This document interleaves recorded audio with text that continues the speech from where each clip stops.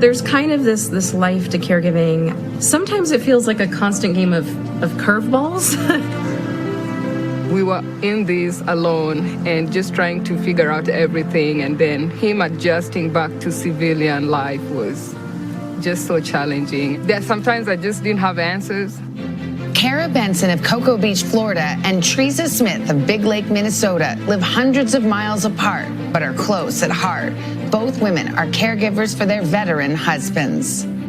Kara's husband, Eric, was an Army combat engineer in Iraq. He sustained blast and chemical exposures and now suffers from a traumatic brain injury and degenerative neurological issues.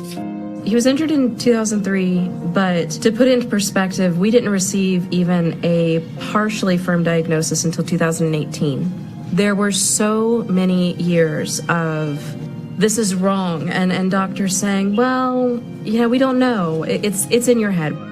Trizer's husband, Jason, also suffers from a traumatic brain injury after being injured in an IED blast in Afghanistan in 2009. I remember pretty vividly just the hot embers falling and just the darkness turning into light, and the feeling, the concussion. I shrugged it right off. I was back to work within a day.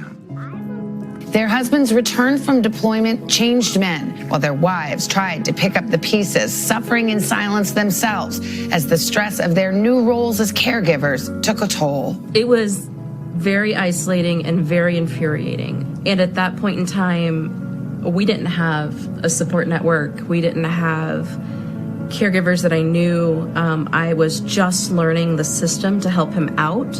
And so it was so infuriating and so lonely to fight that fight.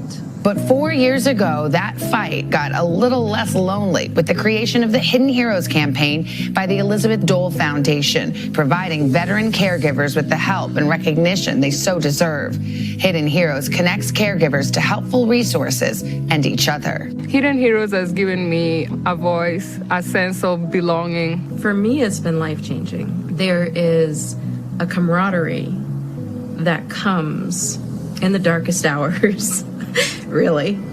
And now both Trizer and Kara want to help light the way for other struggling caregivers. They have been selected to be Hidden Heroes Fellows, an honor for 225 caregivers around the country to serve as allies for other caregivers and give a voice to the voiceless. I'm not going to sugarcoat it. It's not going to be easy, But that doesn't mean because you fail sometimes doesn't mean that, you give up.